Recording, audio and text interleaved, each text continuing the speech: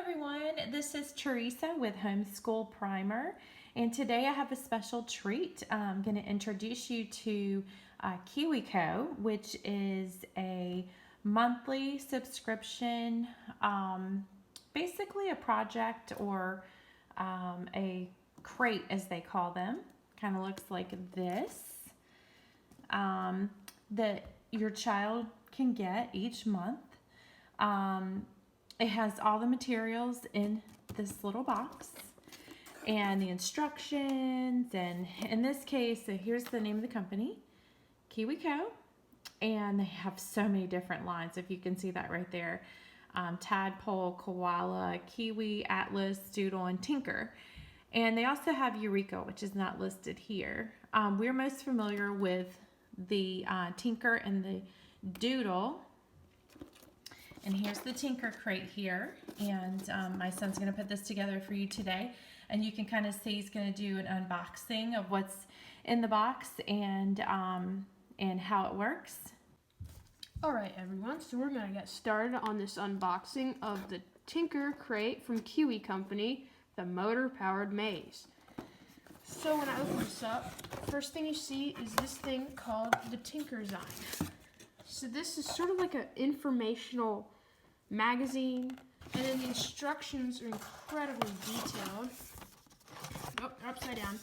They tell you all this little stuff right here, and make sure you line up correctly and stuff like that. And it's very useful when you're trying to put it together and all the components are really small.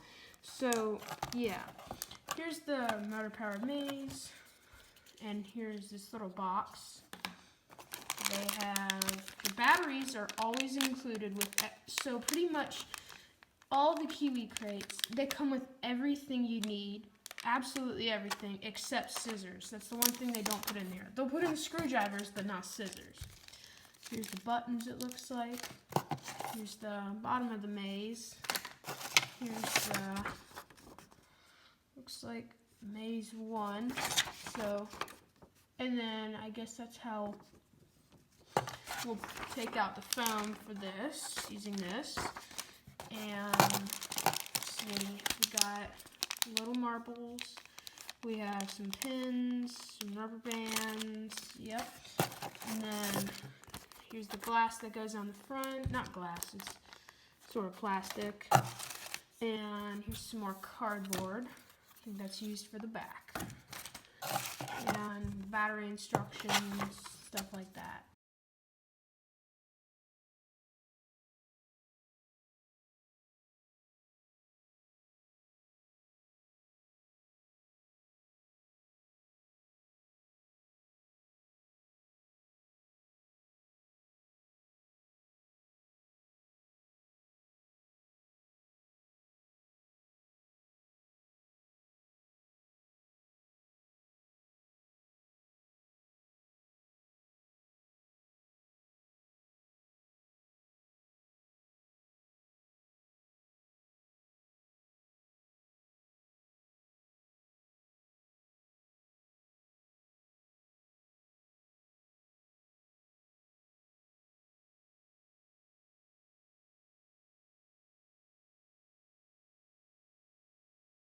Alright guys, so I've just finished making the Kiwi Crate motor-powered maze from the Tinker Crate series for you here.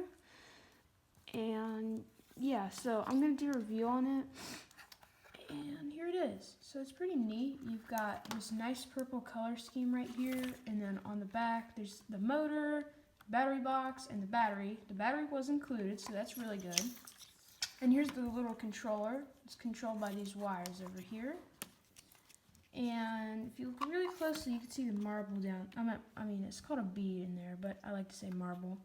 So there's the marble, and when you turn it on right here using this switch and the controller, you can make it go this way and this way. So I'm going to try to solve this thing. And yeah, so you pretty much see how it works. You see, and then it goes around, and you have to get it to a certain place. Yeah, I think that one is stuck right there, so I need to fix that later. But thankfully, they have a troubleshooting guide in their instruction manual. So this is like an incredibly detailed instruction manual.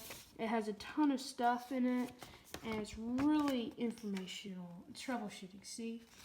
And then what it also comes with is the Tinkersign. So I wanted to take a good look at this Tinkersign because they're really neat. So it looks like today is going to be about switches, which is pretty much what powers this thing. And then, so they've got a bunch of information, game controllers, got logic gate puzzles, more logic gate puzzles, and then in the back, there's some information on some books right here, and I think this is actually a game you can get on Google Play. So that's pretty neat. I do like these because you can build them, which is really cool, and they come in the mail every month.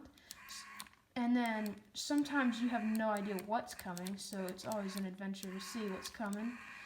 And yeah, this one's pretty cool. The starting point is cleverly marked by this really, really small dot. So that's really helpful to see where you need to start. The controller is a bit flimsy, but it's okay. It works great. And the only thing I don't like about this is the wires are right here. So you have to hold the controller to this side of it. But if you push it over here, it turns. But other than that, this is really fun. You can hold it in your hand. You can play around. So yeah, and I definitely recommend this to anybody who's around, I don't know, 12 and under, 13 or under, is really interested in STEM. And yeah, so this pretty much sums it up. If you guys like this video, please leave a comment in the comment section below. And please consider subscribing. See you guys later. Bye.